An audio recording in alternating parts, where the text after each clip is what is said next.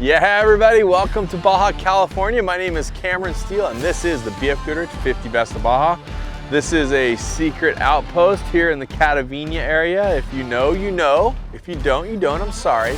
But we stopped to make some sandwiches while we're out here, getting some goodness, some epicness, some beautiful Baja for all of you guys to see. And in this episode, this might be my personal favorite. What we're doing is the BF Goodrich 50 Best of Baja. We've got some Baja experts together celebrating the 50th anniversary of off-road racing here in Baja, and we all compiled this and we came out with the top 50. We're showing you guys a good time, and that's what it's all about. I also want to thank Monster Energy, Honda Motorcycles. I want to thank Method, Fox Shocks, all the people that help us out to make all this happen, because really it's so important to be able to share this fun and the magic of the Baja Peninsula. And right now, this is number 19 on the 50 Best of Baja.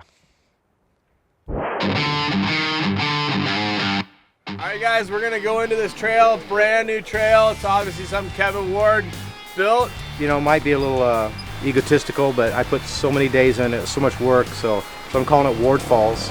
And you'll see, the falls are spectacular. I think it's one of the most beautiful features down here. We went on a brand new trail called Ward Falls for one of our longtime veterans, Kevin Ward. He's a Baja badass. He built this trail that only 8 guys had been through so far. We start going through there and it's hot. It was probably 100 degrees. Can we get the bike off of me, please? Thank you, dude. Getting in on that trail and the technical difficulty of it had to be a 9 easy out of 10. It started as a single track through cactus and hills and sand. It wasn't too rocky yet. 4 or 5 miles to the desert with just a nice rhythm and just beautiful riding, basically, just at nice speed. We jump back and forth across this ravine and gain this summit, which has an amazing view. Maybe a half mile, 3/4 mile of really difficult boulders and cactus. You're riding sideways across this. From that, then it gets super technical. There's a side hill out of this solid rock, and you can't keep your feet on the pegs. You gotta put one foot up on the cliff face and just kind of burp, burp, burp along. All of a sudden, we ended up in this wash. And you see the cliffs and the mountains, and we started following this trail. You could barely see it in the side of the mountain. Once Johnny Campbell and Jimmy Sones and Cameron Steele were up in front, even they were going slow, so we know that it was going to be a challenge. Everywhere we go at home, we're paved roads or graded roads, and there's an infrastructure to it. And down here, blazing through stuff that animals don't even want to deal with, and here we are riding motorcycles through it. It's pretty technical, all the way down to the bottom of the feature, which is I've called Ward Falls, which is just one of the more amazing things I've found in Baja. It's basically a vertical waterfall, and I'm guessing maybe 275, 300 feet. That trail was breathtaking in itself, but at the same time you're kind of wondering, man, I hope I'm gonna get out of here, because I mean, at one point we had people strewn up and down the side of this mountain, and I was looking up going, man, we might be here all night. And people don't realize some of the stuff we have down here. It's trials meets motocross. It's really challenging, and these guys make it happen for each other. He put us all through something that we didn't know it was coming, that's for sure. Nobody, I don't think anyone was ready for that.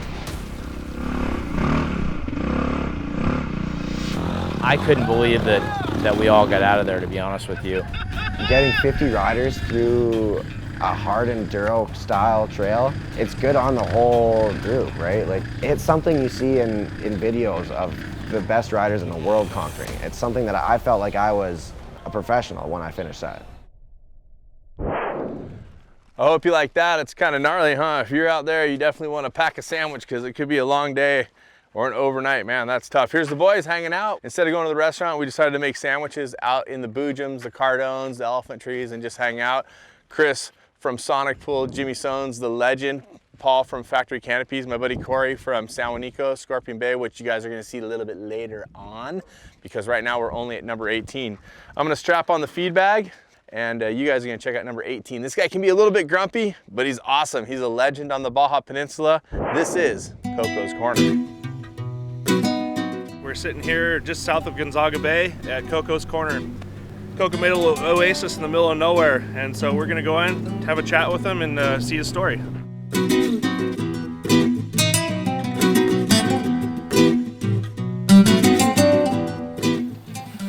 Bienvenidos a Cocos Corner, número 18, y espero que vuelvan otra vez. Muchas gracias por su estancia en este lugar.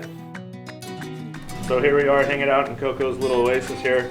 He's got a book that everyone signs when they come visit. Part of the tradition is for the girls to put their underwear up on the ceiling. So everyone comes and signs the book, leaves a little piece, a little note to them. Yeah, I come here in a shuttle wheel, not in a truck. 26 years ago, when I make this place. One of the best things about Cameron's trips is his commitment to supporting the locals. You know, whether it's an orphanage, local fire department, or even an oasis like this here at Cocos Corner, always make an effort to stop and give back to the community. Well, I hope you guys dug that stop at Cocos. He's a funny guy and likes to share his own and have fun with it. And right behind me, I think this is a blue palm. You know, we're in the Catavenia area, and one of the famous parts of that, or iconic landmarks, is the blue palm. So I just thought I'd come stand in front of one to pitch you to our next location, which is really remote, straight up in the middle of nowhere. We call it Jurassic Pass.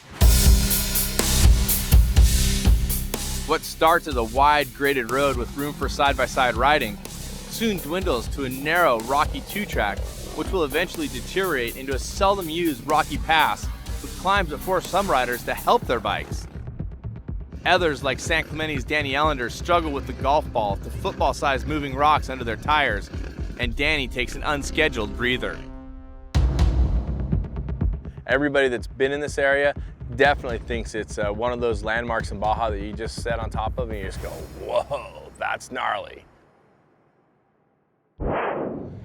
Just gives me the chills, makes the hair stand up on my neck when I think about that whole Jurassic Pass. But from remote to more remote, right? Number 16 is my favorite number, and that's where we're at in the 50 Best of Baja. Now, this spot is rugged, remote, and I can't believe that the missionaries would establish a mission in this valley. It is so tough, rugged, and hot. The Santa Maria Mission ruins are at the end of a road that is incredibly tough to traverse. It's gonna take more hours than you could ever imagine to travel a short distance. There's a section of it known as the Widowmaker, and on the bikes, the guys have a hard time stumbling, falling, needing help to get up. So that leads you down into the Palm Oasis, and then soon we'll reveal the Mission Ruins. Welcome to the Santa Maria Mission Ruins. This location here, outside of Catavenia, was actually part of the Mission Trail, and what they did is they actually hiked and took supplies through this canyon. And so this was the route to get up to the San Fernando Mission, which is the next mission up. It's on Highway 1 up towards El Rosario. But this was the stop-off point. So it was actually, I believe, a supply mission. I'm not totally sure, but as you can see, they had to be pretty hardcore to have a mission out here in the middle of nowhere. Someone has put out a book for you to sign if you go out. I've been out there and it's emotional for me. I saw this one white horse out there and it just kind of was hanging around and just made me feel like Ox was out there with us. And it's just a place that you can't believe how vast, how vacant, how nothing there is there. But the missionaries decided that was a good place for a mission. Icons, landmarks, places that are famous. This pole, I can't figure it out. We talk about it all the time. It's got rungs to climb it. Was it a flagpole? Was it a communications pole? I don't know. It's out the back of the hotel here in Catavenia where we always stay. But how cool were the Santa Maria Mission ruins? I mean, sadly, it looks like it could fall over that wall at any time. And I know that David Keir, who wrote the Baja Missions book, actually 2 of them, they've been trying to find a way to support that wall. Not sure what's gonna happen, but it is just an awesome landmark. Speaking of awesome, what about the last stop on episode 8? I said this is one of my favorites, right? All these spots have been killer, but this spot is so much fun. At Solo Sports, it is absolutely fabulous.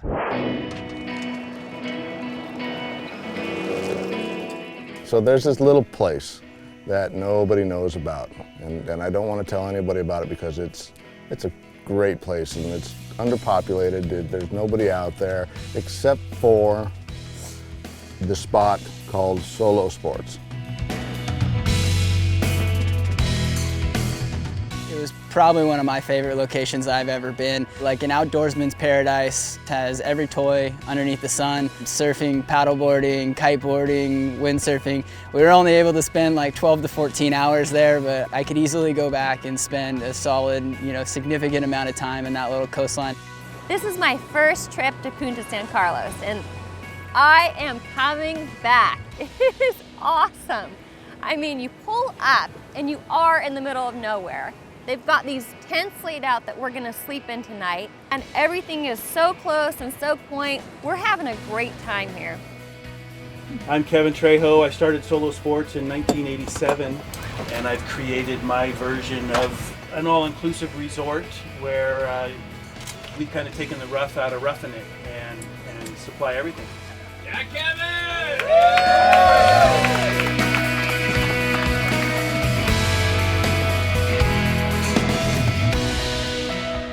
It's kind of like a little magical place that you have to experience in order to really know what it's like. How cool is Kevin Trejo in Solo Sports? Do you think the kids have a good time? Oh, the big kids have a good time for sure. I've had a great time hosting this one for you. I want to thank everybody on the crew and everybody that's been watching and sharing. It's a magical Baja we love to share, and this is the BF Goodrich 50 Best of Baja, which means we're going to keep counting down. Next time around, we're going to see ponchos at San Rafael and some other bangers, I guarantee it. We'll see you next time when we get to Baja to share a little bit more.